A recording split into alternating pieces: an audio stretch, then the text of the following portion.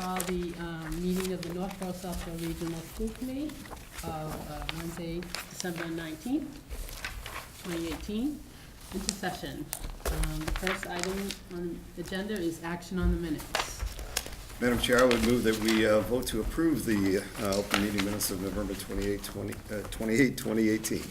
All right, so moved by Dan. Do I have a second? Paul? Did you second it? I did. Okay. Any? I have a correction. Kathleen? It says, I arrived at 8:20. I was just off camera. I was here. You what? I was here. Oh, I did not arrive at 8:20, but I sat over there off camera, so you couldn't see me. all right. So there's that. That's right, 'cause you started off because of the presentations. Yeah. Any other corrections or? You have to amend your motion for the correction. As corrected. As corrected? Second. Second, okay. So, all those in favor? That passes unanimously. Abstain. Oh, abstain. One abstention, sorry. Thank you. Jack abstained, everyone else is unanimous. The next item on the agenda is education policy. We have approval of the varsity performance cheerleading overnight trip to nationals competition.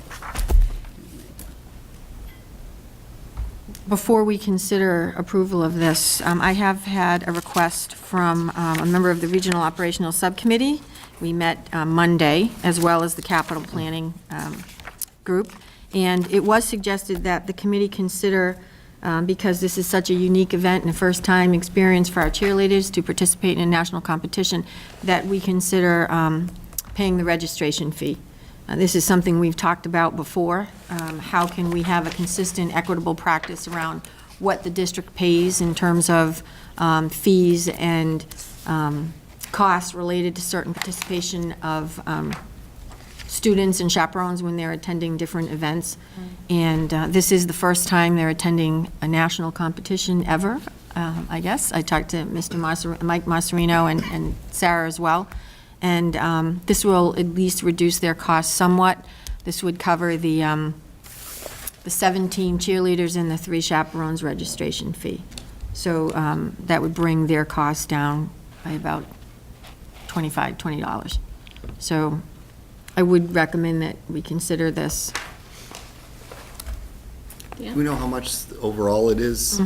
Yes. And So- and under what, and So where those funds would come from? Yes, so they're all paid for by the students' personal funds and fundraising. So the overall cost per participant is somewhere around $100, The airfare is $281. They'll be flying down, and accommodations are about $95. The meals would be on their own, so roughly $400 per participant. Registration fees are not included in the number that I just provided, which are $1,400, $1,428. So that would be a little bit of a help to them, but I think more importantly, it would be recognition by the district that we recognize the fact that this is a national level competition.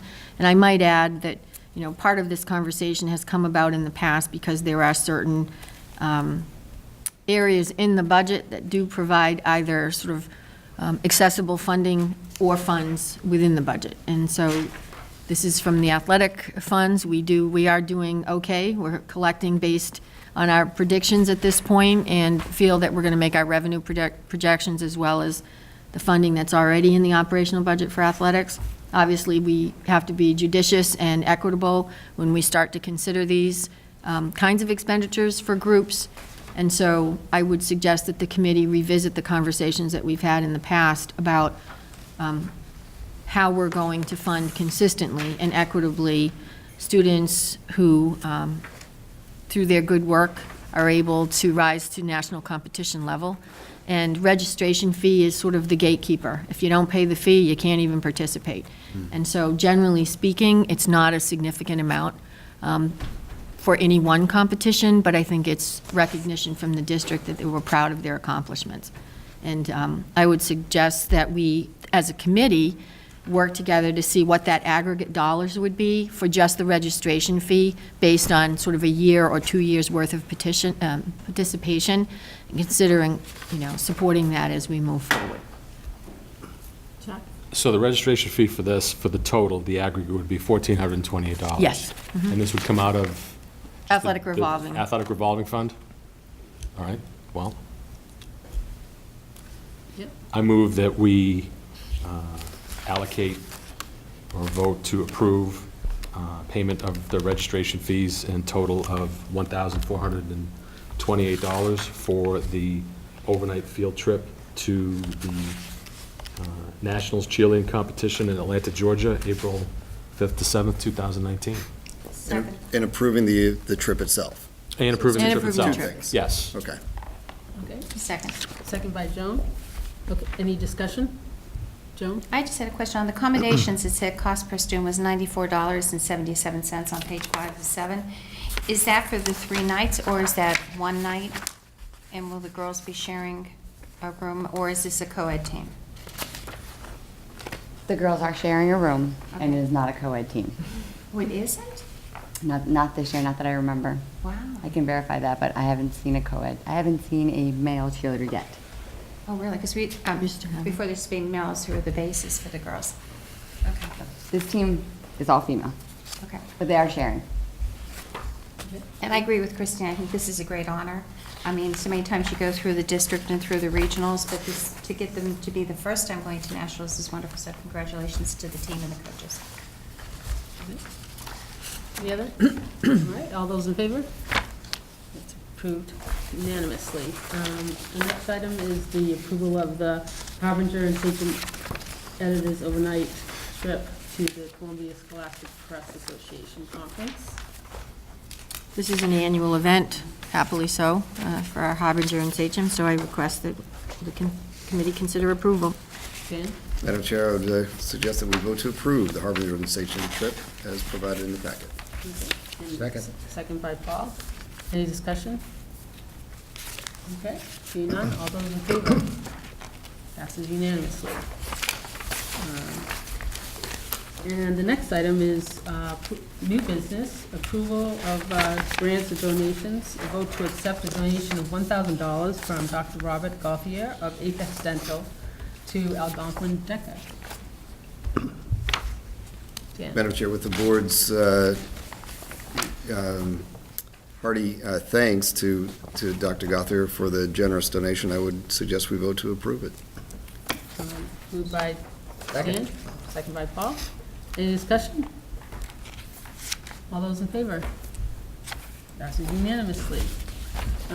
Next is the superintendent's report committee. Starts with Dr. Walsh. Excellent, thank you. So, thank you for allowing me this opportunity. I want to wish everyone wonderful holidays, happy break, no snow, as we spoke about earlier. Regarding the December principals report, I snuck in 2 recent pieces of artwork on the top. 2 of our students from Mr. Hansen's class. I'm trying to make sure that I continue to promote and sneak more artwork in there whenever possible.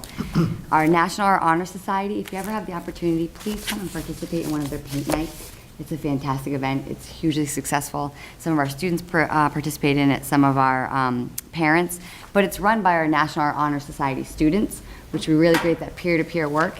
And obviously they can re-gift their amazing artwork onto their parents. There's a picture down on the left. Just fun. It was fun. It was a huge success last year. I wish we did it more than once a year. I'm going to push for that. Going down to activities and clubs, National Honor Society went above and beyond this year. They were able to raffle off an Apple Watch and donated all the monies to Andy's Attic. And then continuing the giving, they hosted a clothing drive throughout the holiday season, donating clothing as well. The National Honor Society goes above and beyond under the leadership of Miss Rufo and Miss Mall, and where they're constantly involved in the community. And what's great is the community is constantly involved in Algonquin, and it's great when we can see them give back. I give a little blurb about what Andy's Attic is. It's something that was student-run out of Worcester, and it's just great to see us all working together. I brought a little ornament. It's kind of like show and tell here. So our Life Skills DECA program linked up with Mr. Strickland's class, and they were able to cut out, they created a business plan, which is fantastic for this, for our group, for DECA, And the business plan was to create, market, and sell ornaments for this holiday season. So these are on display in the office. There's a bunch of different kind. I didn't want to walk down with the whole tree. I probably would have dropped it. But what's really fun is that these are so exciting that I actually can't one call it home. They're going so fast with our own students and our parents that come into the office and our own faculty members that if I one call it home, we have a huge rush. It was really exciting to see our DECA kids reach out, develop their business plan, put it in place, work with different programs, cross-curricular, and then go ahead and see it come to fruition. This is their first go at it for our Life Skills DECA program, and to see it such a huge success and to see the pride in the students and the work that they did is just a phenomenal reward. I talk about it a little more on the second page. Marie is very aware of it, and whenever we can give the opportunity for our students to practice life skills, especially in this entrepreneurship, it just really speaks to the true testament of the work of our students and our faculty members. So here's my show and tell. They're going very quickly. They're only out for a couple more days. I wanted to make sure that I brought that out, along with some DECA events. We hosted our entrepreneurial night. This is the second year that we've done the entrepreneurial night. It was last week or the week before. Phenomenal success. Once again, the community members came out, spoke at the event, worked with our students, question and answering, and really inspiring our students on how to take what they learn in the classroom, develop their own ideas, and run with it outside of the classroom. Again, what can you do with the skills that you've learned in the classroom, and how can you apply them? Concept behind DECA. So really exciting to see that work continue. On the next page, Operation Inclusion Best Buddies. This was a Skype session Marie Allen attended. Phenomenal support always from Marie, in which our Best Buddies worked to bring awareness about inclusion and acceptance and how this goes beyond Algonquin's walls. What does this look like in the community? What does this look like in the workforce? And this started with 2 students working on a project, bringing awareness to this, and then they brought it to a second level. So it's really exciting to see that, you know, our students work at a multifaceted level on making our community just a positive, welcoming environment. Below that, there's a great picture of Operation Tomahawk, along with Superintendent Johnson, who went and served dinners at our veterans at the shelter, you know, providing their own time to really support our community. Alan Bromhill is a senior this year. He's also the leader of Operation Tomahawk, and I'm constantly pushing him on who's going to be the next Alan next year, because he has such a great heart about him on what he wants to do with regards and giving back to the community. The next really fun item is peer-to-peer tutoring has taken off at Algonquin. So we constantly hear me talk about the Algonquin Writing Center and how students are coached to be effective leaders in writing across curriculum in English and beyond. We now have our Science Honor Society doing peer-to-peer tutoring. We have this also going on in our World Language Honor Society doing peer-to-peer tutoring. And just to see the connections that are made both in and out of the classroom around curricular work and around, you know, just having that positive network helps students be successful beyond Algonquin's walls and gives them the academic support if they're struggling on anything. So it gives them a buddy to work with. Within athletics, we've had another first, along with our cheerleaders. Our boys swim team, the enrollments have grown, and the first time in history for Algonquin, they were able to actually place and won their meet. Girls and boys won.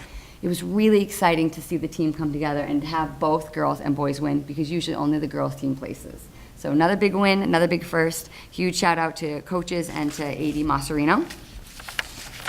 On the following page, I want to give some kudos out to Ms. Burns. She has set up a great collaboration in which she has Holocaust survivors come back and do a great question and answer session with our students.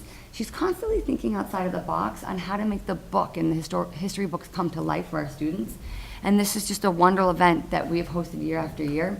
And our students are so polite and welcoming to the speakers that these speakers in many cases won't speak at other schools. They'll only come to Algonquin. A true testament to the culture and community that we've built here with our students, and the respect that we have for each other. A little farther down on the page, I've given you a visual of all the different ornaments. I think it's important that I showcase the work that they really thought about their business plan when they were developing it and how to speak to their different audiences. Great marketing strategy. Congrats to Chicago. Phenomenal, phenomenal event. I can't pass the principal report without putting a shout out there for a wonderful musical and thanking the community members for their support. It was a packed house every night of the event. I know that I went, I thoroughly enjoyed it. All of my peers went, but it doesn't just happen, right? It takes our parents being there, it takes our students being there, our faculty being there, and wanting the show to come to life. So thank you for that. Under guidance, guidance continues to run their really specific intervention and supportive presentations. They ran their Break Free from Depression curriculum from Boston Children's Hospital for our entire freshman class. It creates an awareness of what depression is, what does it look like, and how to get resources. If a friend is struggling, what can you do to help them? And so that it takes, the discomfort of talking about those things away, and it really creates an additional connection for the students to feel like if they have a concern or support, they know where to go to get it. And the curriculum has worked really well year after year. It shows in the pre and post data that they take from the seminars. On the last page, I just kind of wanted to skip down to the bottom. Everyone has talked about the pilot schedule. We piloted 2 schedules at Algonquin. We really enjoyed them, but one of the most fun aspects of the schedule was our STEP program, Student Teacher Enrichment Program. You heard me briefly talk about it in November. If you have a moment, the Harbinger captured our STEP program in a wonderful photo slideshow online. And what it really shows is teachers and students thriving together over a myriad of different events, topics of interest, activities, and really just fostering taking skills outside of the classroom and applying them a different way, and or just building another network for students to feel successful, someone else that they can turn to academically, social, emotionally.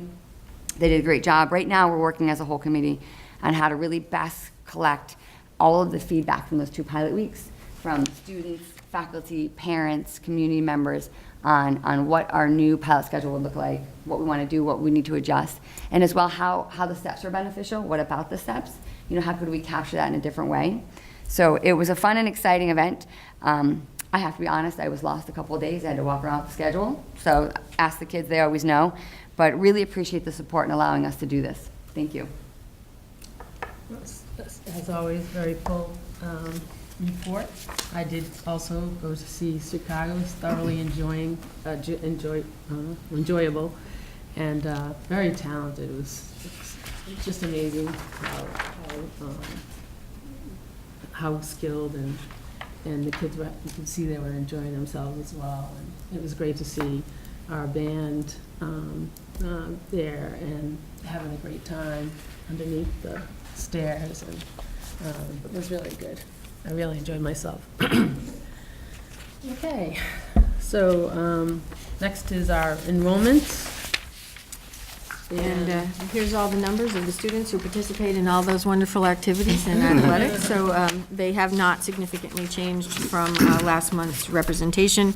And as we know, as we begin to talk about the budget and move closer to moving a budget to town meeting, our enrollment numbers play a very significant role in that. So at this point, they're remaining constant from month to month, which is good.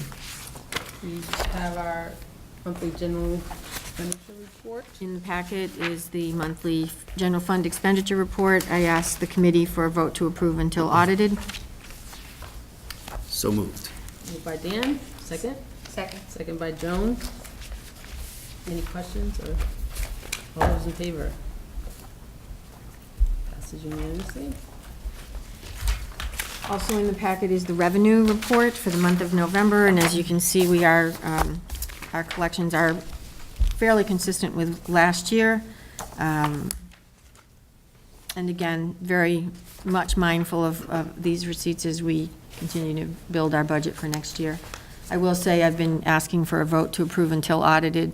Our auditor has been in, he has completed last year's audit with phenomenal reviews, and so that will be coming up soon with the audit subcommittee after the first of the year. So that has been completed, and again, it's been a successful, clean audit. We're happy to report that as well. Madam Chair, I would suggest then we vote to approve said report until audited. Moved by Dan, second? Second. Second by Paul. Any questions? All those in favor?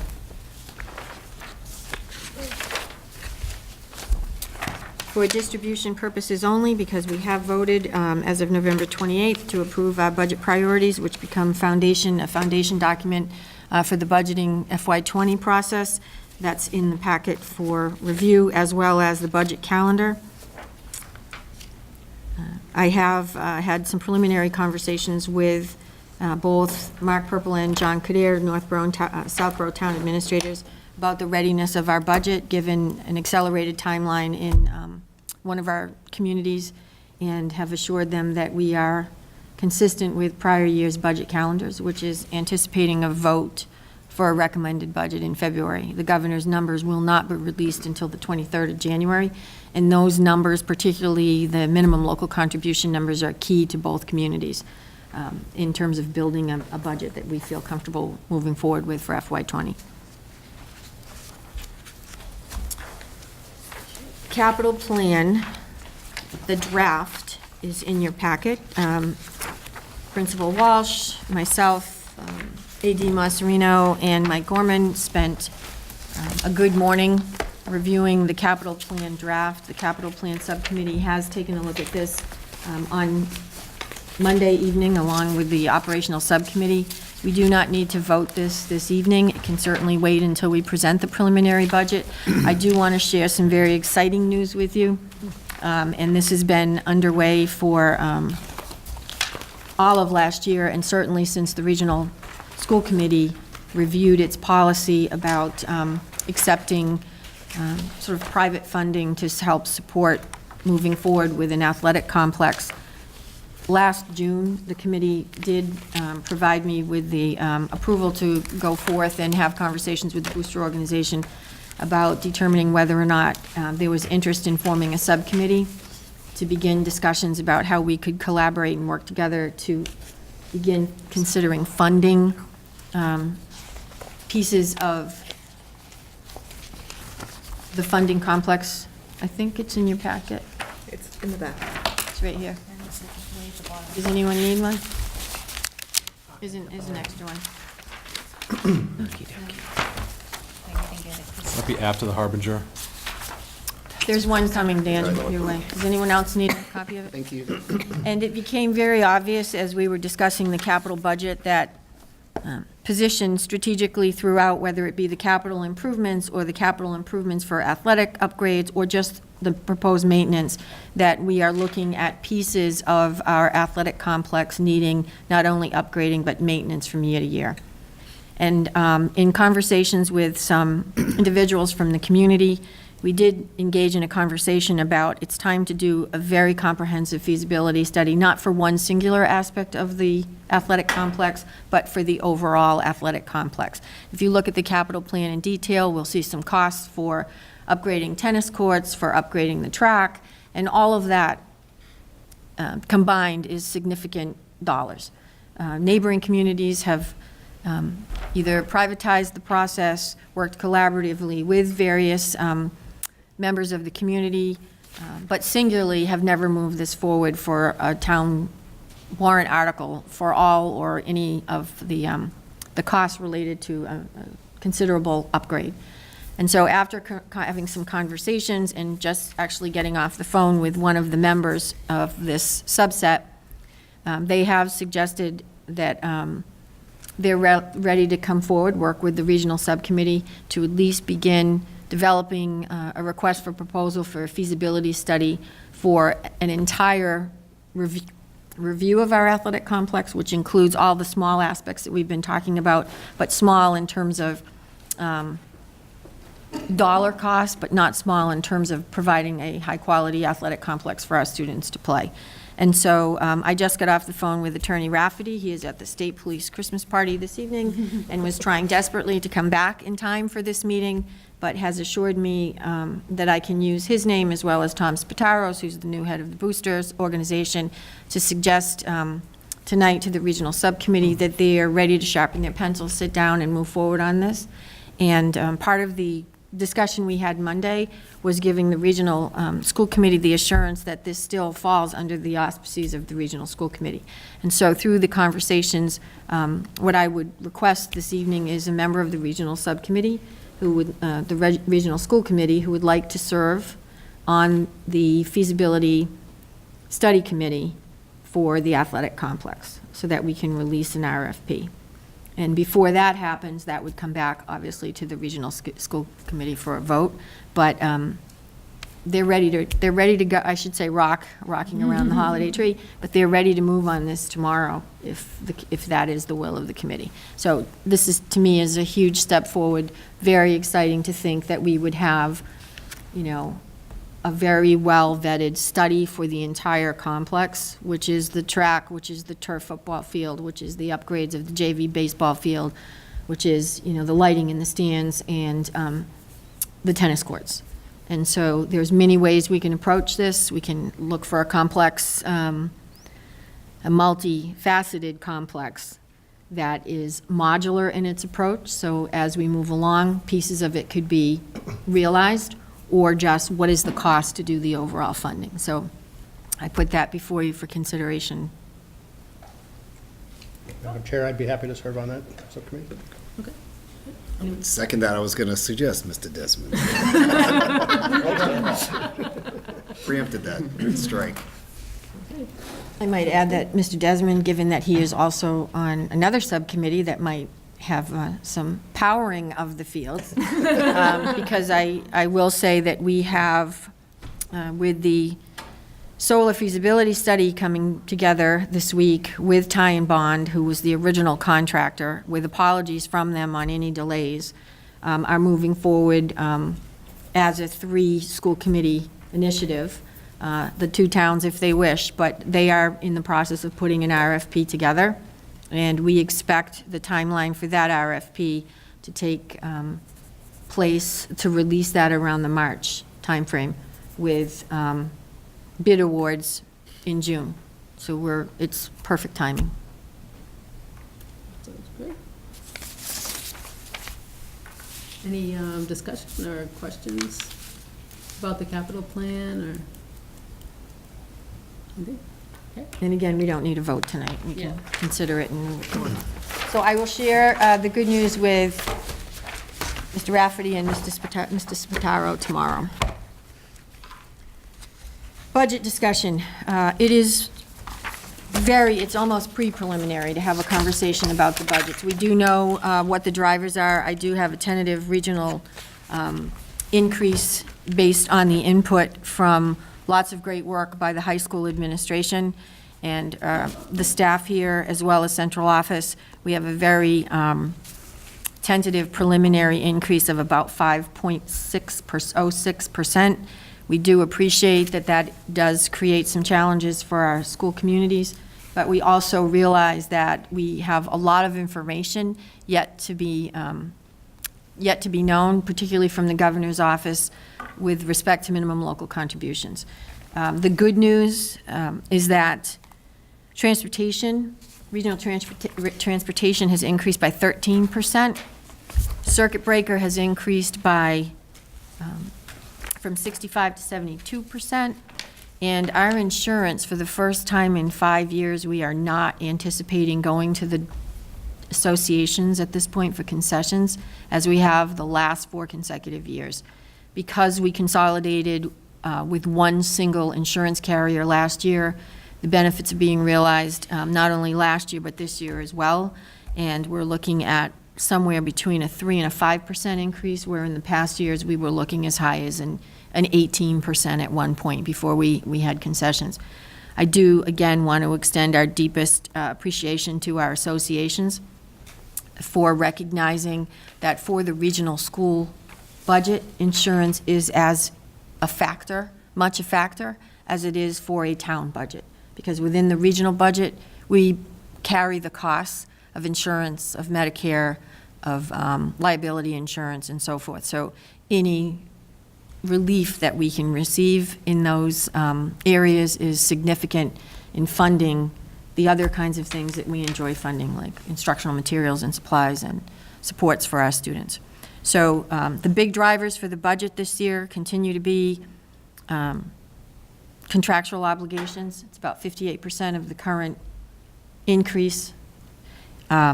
Increased out-of-district costs with some offset because of additional circuit breaker.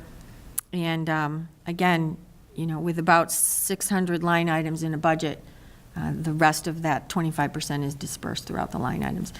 I anticipate having a preliminary budget before the committee that is much closer to where we need to be and based on known factors that we do not have at this point.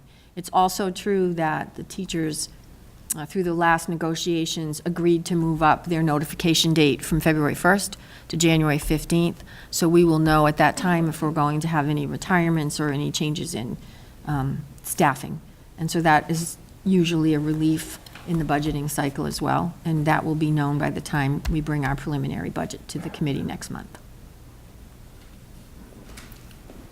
Okay, so any questions? All right. Moving on, we have no old business at this time. Next item is policy development, and we have the second readings of our G160 staff responsible use policy, I200 student responsible use policy, and a new policy of employee social media policy. So, Madam Chair, we have made some redlined updates from the first read and from input that we've received. We do not need a vote, a second read vote on this. It will be taken at the next combined meeting, which is scheduled for March. We had hoped to bring this forward, but we also hope to be in sync with our other two districts, given that this is a new policy, and one of the towns still need to bring this back for a second read. So rather than take a vote on this budget tonight, this policy tonight, without having consensus amongst three, we thought we would hold. So that gives us a little time to review this again. So it's here for your review, discussion if you wish, or further discussion when we bring this back to combined in March. Okay. Any desire to discuss any of these issues? All right. The next thing on the agenda is audience sharing. So, yes. Yes, could you can come up and, Terry will give you the, and just if you, that's for the TV purposes, and just give your name and where your address, like you would at town meeting.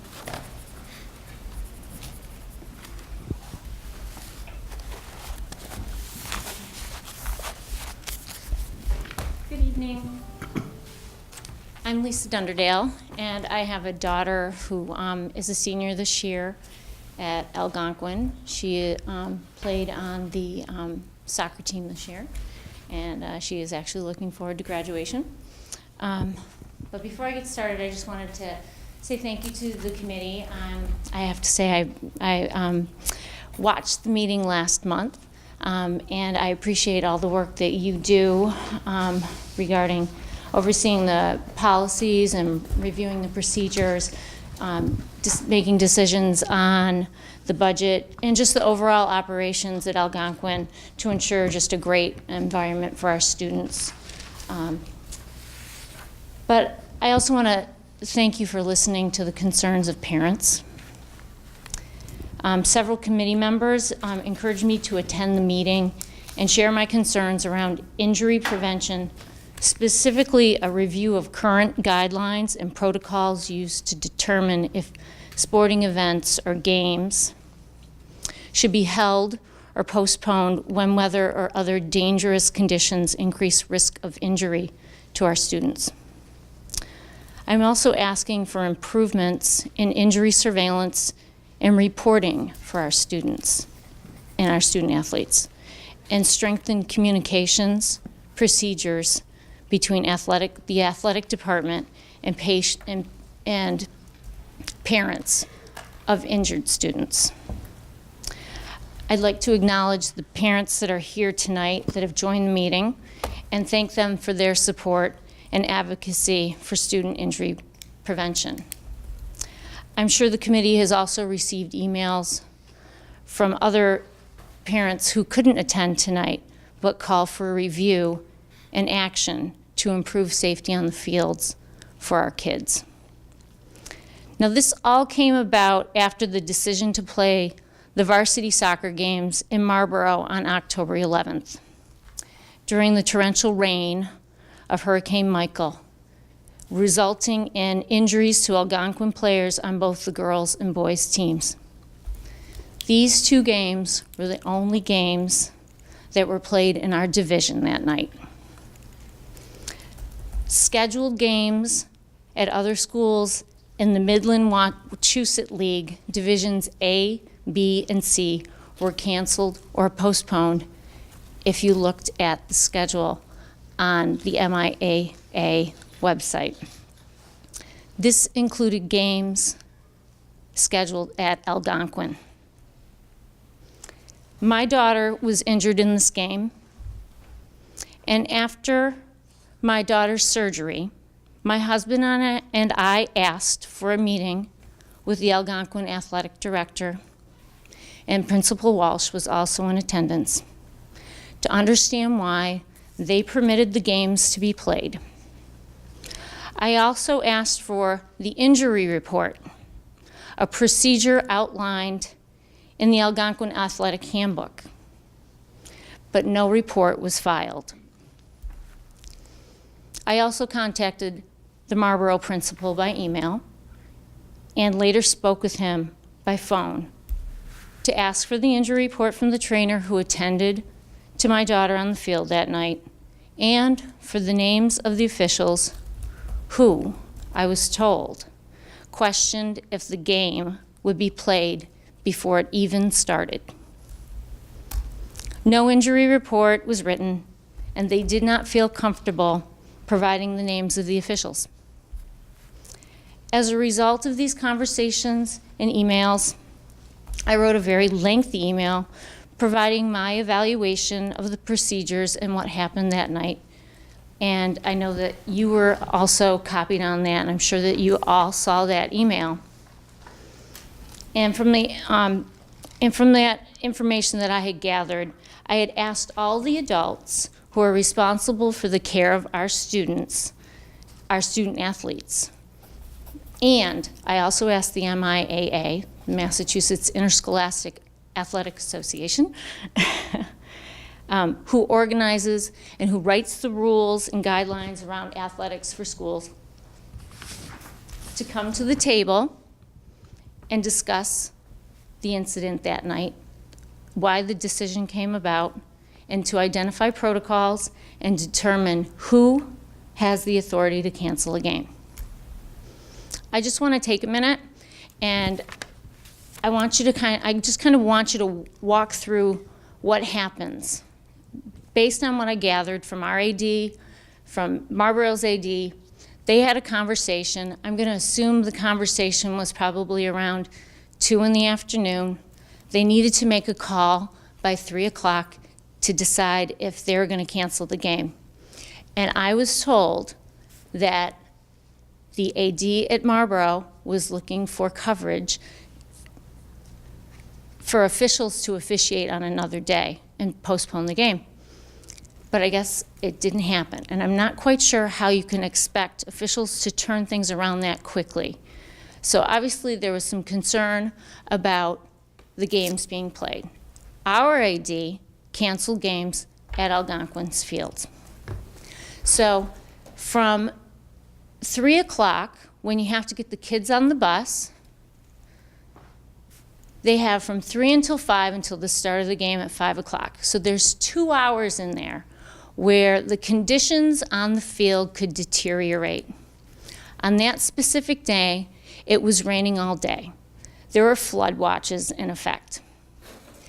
And if all of the other schools had made the call to cancel, I'm still trying to understand why that game was played.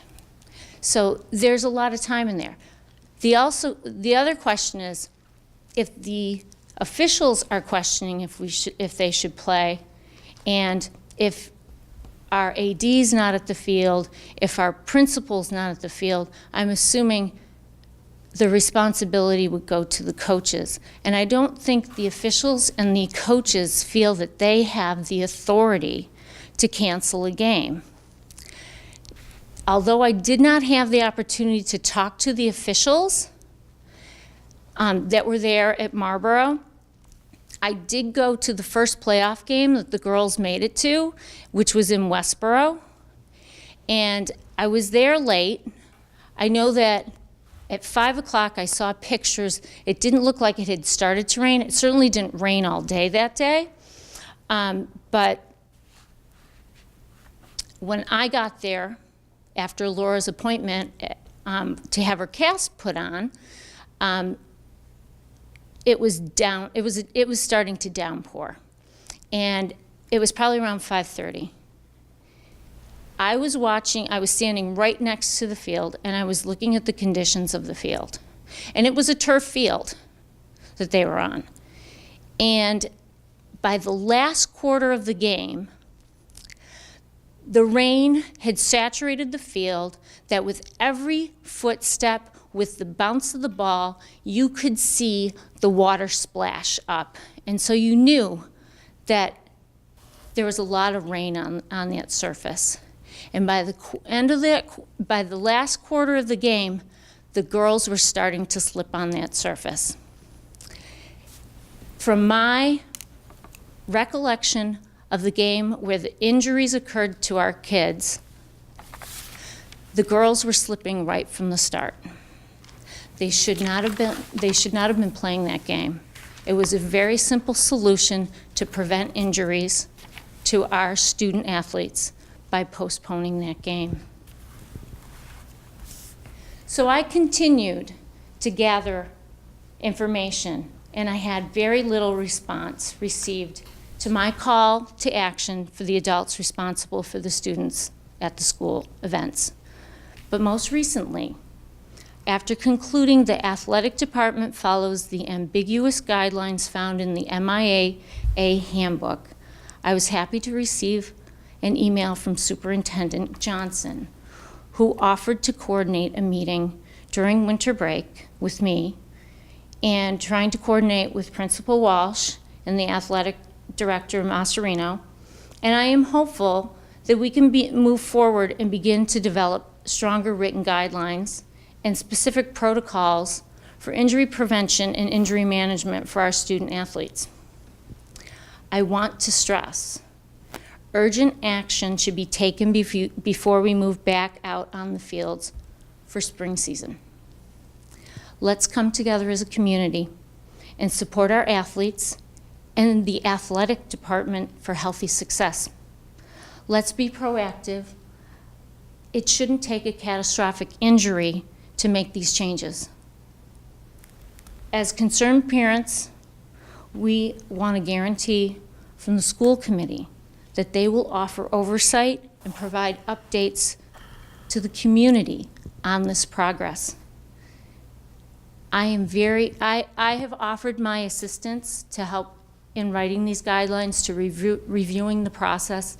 I'm hoping that this is what's going to happen at this meeting.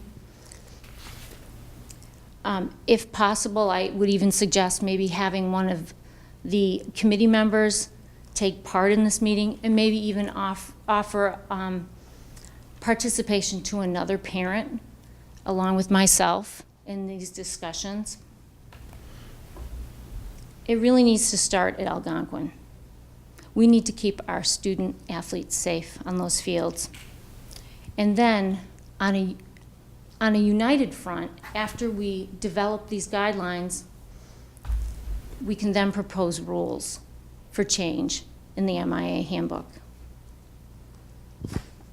Thank you for your time, and I really hope that you'll consider this going forward. Thanks. Thank you for bringing this to our attention. Is any other audience sharing? Okay. Do we have? Oh, okay. Sure. Thank you. Hi, so I want to introduce myself. I'm Rihanna, and I'm a student at Algonquin, and I'm here on behalf of something that I talked to a member of the community about, and what I would like to see happen next year is Election Day be a day off from school for students. And my proposal for that would be that instead of having 2 days off in March like we do now for professional development days, I would like one of those days to be moved to May. And I think that that wouldn't be an issue for the community because it would be like a typical professional development day. So the students who have parents who would have a difficult time with that would be like any normal day. And I think it would also encourage high school students to vote if they have the day off, because when we're in school all day, we have sports and we have activities, and so if we have the day off from school, it would give us more time to be able to vote. Thank you. Sure. So, I know we don't usually do this, but it's a student, so you'll be happy to know that we came pretty close to that. We have the draft of next year's calendar in the packet, and one of those 2 March days is proposed to be on Election Day next year. And if I may, Madam Chair, are students provided, I know that usually, polls are open until 8 PM, but there may be students who have activities that go past that. Are students provided with, the procedures to obtain absentee ballots? Is that ever discussed around that time? Because that might be something that can really help engage the student community that otherwise can't get to a polling station. They can understand the whole absentee balloting process and how well it can work. So I can't speak specifically because I'm not sure what happened this year, but generally, the town clerks would come to the high school and give sort of an open forum discussion on how to vote, and I believe that happened last year when we had, right. So we do Excellent. share that information through the Thank high you. school, so. Thank you, ma'am. In fact, didn't the town clerks have registration at Algonquin that both came and? Good citizenship. Okay. Any other audience sharing? My name is Kerry Trippi. I have a student who's a first grader at the Mary Finn School, and he's doing very well. His teacher is an absolute sweetheart. I adore her. But one of my concerns is, while my son is doing well academically, his concern is more in the social side of things. And I know that the school has adopted the Open Circle curriculum, which I think is somewhat valuable, but I feel that it's not universally used in the schools, and I think it's very important for kids to feel connected, whether they struggle socially or not. So I'd really like to see a better job being done of that across the board at all of the schools. I think that will make all the kids and the parents much happier and more engaged. So. Thank you. Any other? Well, as far as, it sounds like Mrs. Dunderdale, that we'll be having some future meetings, and we'll look forward to working on this issue together.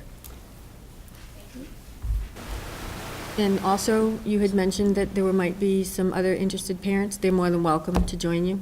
I'm not sure if we did confirmed Wednesday or Friday. I haven't checked my email, but whatever day, I think those were the 2 days we talked about. Yep, anyone else is certainly welcome to attend. Can I make a comment on the audience sharing? Sure. Thank you for coming.